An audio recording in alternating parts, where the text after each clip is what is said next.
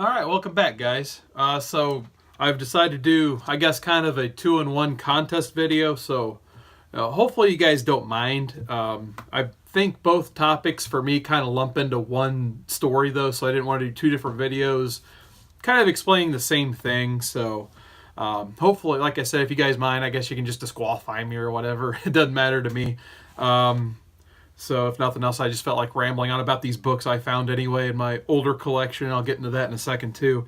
But the two YouTubers I'm talking about combining into this contest video, first I have Brad Massey Million, newer YouTuber. I think he's up to 73 subscribers, so good job there. He's getting them really fast. So for his contest entry, he just wants me to talk about my first comic I bought at a comic shop. And then I'd also like to participate in Metarog's contest. His rules are to be subscribed, be 18 over. Fortunately, I'm still 34. Describe what led to be a collector, and recommend a channel. So I'll go ahead and recommend I'm actually going to recommend two channels. The first one I got to recommend Tat Comics. He has like 5 times the subscribers I do, but I think he puts out enough work into his channel. He deserves more than he has currently. He does a lot of awesome live streams showing off his, current hauls and pops and stuff, and he's one of the most friendliest guys in the community. So if you guys haven't subscribed to him already, absolutely do. He's always in the live chats and stuff too, saying what's up to everybody. So check out his channel, and then a channel under, I think he's actually under 50, let alone 100 subscribers, but he's gaining followers very quick too. Comic Boys, it's Comic Dash Boys. He just started putting out videos a week or two ago, and he's already put out like 3 or 4 videos, so I highly recommend his channel. He's super friendly and fun to chat with, and his little chat log under his videos there, so I recommend his videos. Like I said, he's just starting out, so show him some support as well. So without further ado, I will get into my stories here, I guess, if you will, or story. So, I think it was Christmas of 1992. In my stocking, I received, I think it was either 4th or 6th, where the final printing of Superman 75 was, The Death of Superman. That was the first comic I ever owned, period. First time I ever read a comic, anything like that. My familiarity with comics was primarily like cartoons and the '89 Batman movie. That thing was huge when it launched. So that combined with like probably the Super Friends at the time. This is obviously before Batman the Animated Series. So before I read any type of comics, the only thing I was really familiar with was Super Friends and the '89 Batman movie, and kind of probably the Adam West Batman, which I'll be honest, I was never a big fan of Adam West's Batman. Sue me, sorry. After seeing the '89 Batman, that was my Batman. So, after reading Superman 75, it's like, oh, what a great place to start. He's dead. Where do I go now? So, after months and months of kind of not really thinking about it, I think it was I'm pretty sure it was at a comic shop. I found this. This is Adventures of Superman, issue 500. They printed like 10 gazillion copies of this book. But this is, not only is it probably the first comic I ever bought at a comic shop, it's probably like the comic I've read the most ever. Like, just because, like, Superman 75 is a bunch of splash pages basically of him fighting Doomsday. So I didn't really have any other context to Superman besides this book here. So I probably read this thing a ton of times as a kid, just trying to understand everything that was going on, because this thing is pretty trippy, especially if you're not really familiar with the comics medium that much. So, but for me though, in this issue, it wasn't exactly about, we got Superman and Pa Kent on the cover there. For me, the most intriguing thing about this issue was kind of the epilogue of this whole book, where you get the first appearance of Steel. You don't really know, I think this is his first appearance at least. You don't really know anything about this character. And then you have the Eradicator showing up as Superman, which I didn't really know who the Eradicator was at the time. I was like, holy crap, this guy is Superman. Let me look at him. He looks the part. He's got to be. He seems a little bit more hostile than Superman, but the 90s, everything was a little bit more hostile in the 90s. And then you had Cyborg Superman, which just, you got Dan Jurgens on the arts. Look how awesome this character is. This is 90s personified, in my opinion. I had to get every book with this guy, but my absolute all-time favorite, which I think a lot of people are there with me, don't call him Superboy. the 90s Superboy. So just after seeing this panel, I was like, this is my Superman right here at the time. Like, obviously, this character was kind of created for children, that stuff, looking back on it. And, this is absolutely my demographic right here. So this is my boy growing up, this Superboy right here. And it was from the creative team of Carl Kessel and Tom Grummett and inker Don Hazelwood. So for me as well, I got those books coming up, of course, but for me, that creative team was the first time I ever actually wanted to seek out a creative team for their book. The way they did these is, well, I'll just go ahead and show them. They basically broke the Superman creative teams into their own books and characters. So Louis Simonson got Superman, the Man of Steel. Roger Stern had the Eradicator in Action Comics. Cyborg Superman went to Dan Jurgens and his team on the just basic Superman title. And the only reason I have the diecast one on me is because it's hanging on my wall right up here. I do have the newsstand of Adventures 501 with Superboy on the cover there. And this is the Kessel and Grummett book, which I was just like, I will collect anything this team puts out, at least in the 90s. So pretty much that's why I decided to tie the videos together, is once this is the first book I bought in the shop, I had to buy the follow-up stuff. Because before this, it was just the Funeral for a Friend books, which they were all right. But, as a child, I didn't care about those. Let's be honest. I mean, I was like, no Superman or those characters. It was just Metropolis Morning Superman for 6 months, and not really a ton happened in those books. I was interested to see the side characters, because eventually I did go back and reading those after picking all these up, of course. But for me, this and this, Adventures was my book for a while. So after Superman came back, of course, all those characters got broken into their own books. So my boy got his own book. I was so psyched and happy to see this book hit the newsstands. Like I said, I've got multiple copies of it here. And actually, the reason I brought these out, this is from my childhood stash. I got a separate box in my closet. For some reason, I haven't sorted into the boxes behind me, because this is basically my 2003 and up collection. So I still have a couple boxes of when I was a kid, just to have them. I don't know. I guess it's more nostalgic that way, to keep them separate. And I really don't have a lot of room in these boxes anyway. But I used to kind of collect comics like this, and for some reason I just never decided to change them up. I think this is Superboy's issue 1 through 8. And actually I do want to pull this one out now I'm thinking about it.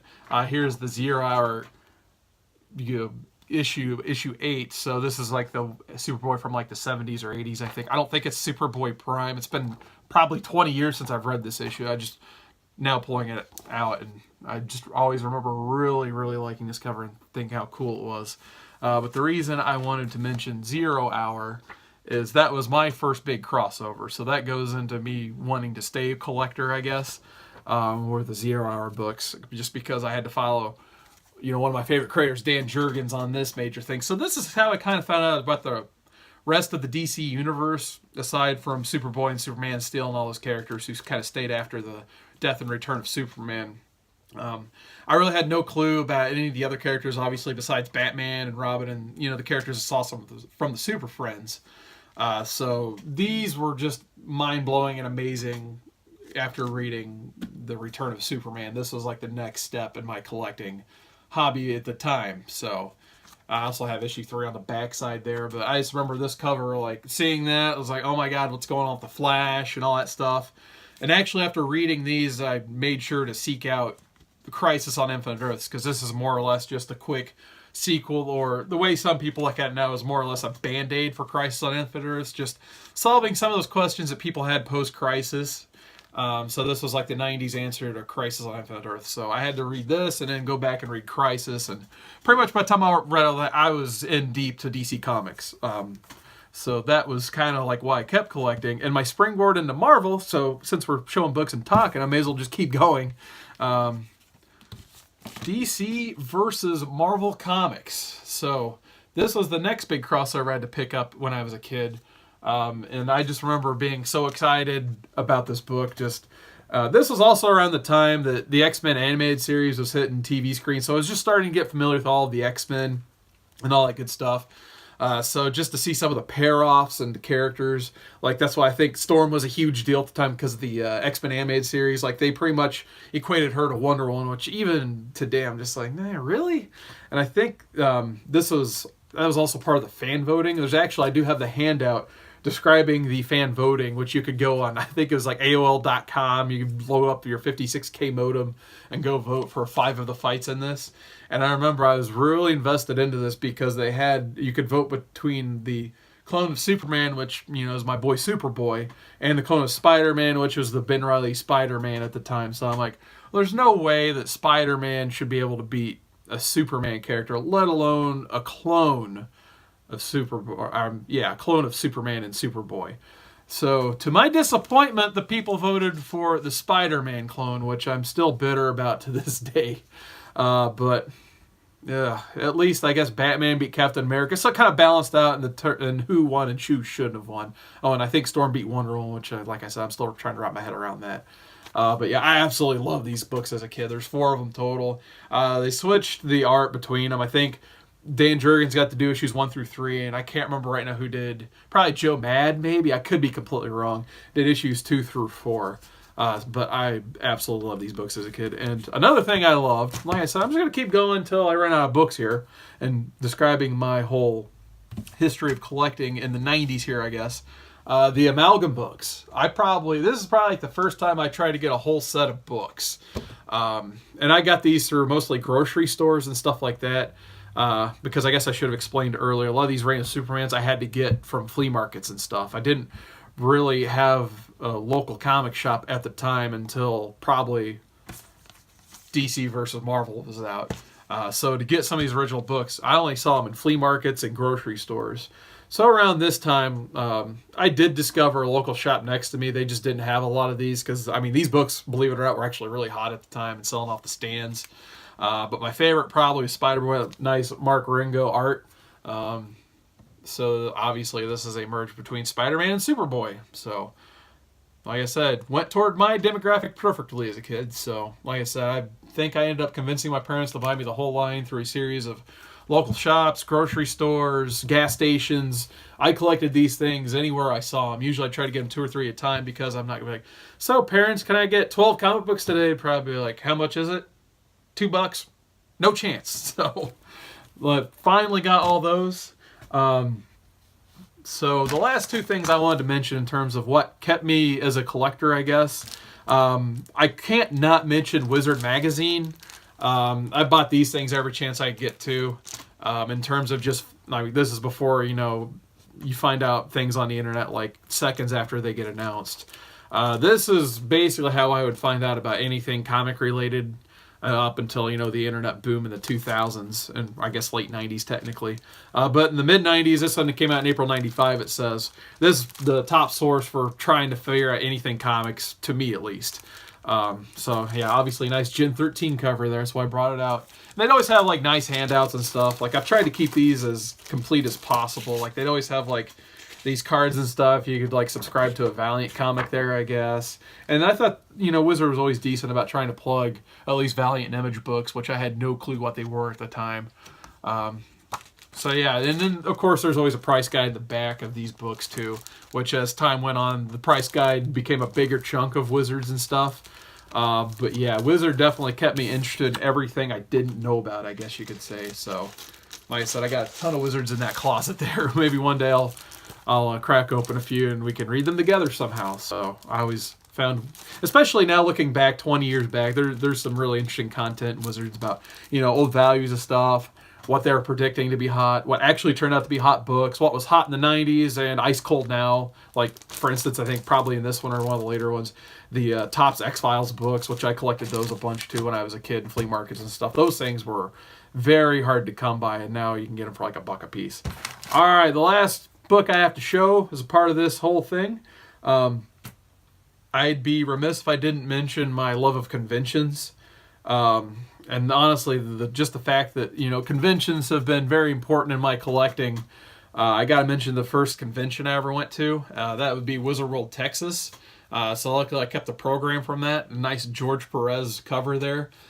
This was around the time that JLA Avengers was the main book on everybody's pull list. So this is signed by Kurt Busiek and George Perez. So just at the time, getting this signed was a huge deal for me. I absolutely loved going to this convention. I've been going to conventions pretty much once a year ever since. I think I only missed 1 year. Other than that, I've been to a convention at least once a year. Now there's like a convention every weekend. This is back when I think they only had 4 Wizards total. I'm sure they had less than that in the 90s, obviously. But in 2003, I think they had 4 Wizard conventions, and then you had your like main ones like San Diego Comic-Con. I'm sure there were a couple other ones, but there weren't many to go to in the early 2000s. So, like I said, this was a pretty huge deal at the time for me to be able to go to this. And then, like I said, actually, I'll just show the back one here.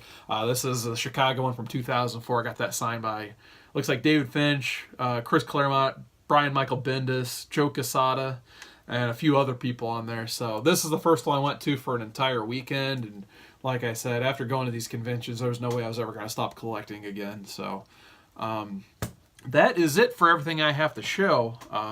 Hopefully this will suit both needs for both contests, and if not, sorry. Like I said, you guys can do what you will with these videos, I guess, but hopefully that suited your needs. And other than that, just thanks for watching and listening to me ramble on about my collecting in the 90s, I guess. Other than that, once again, thanks for subscribing. The thumbs up, thumbs down, comments. Please leave some comments. I love commenting with you guys. So if nothing else, just say like, "Hey, idiot, wrap it up next time," or something like that. I'll just say, "Okay, thanks. Great advice." But other than that, thanks for watching, guys.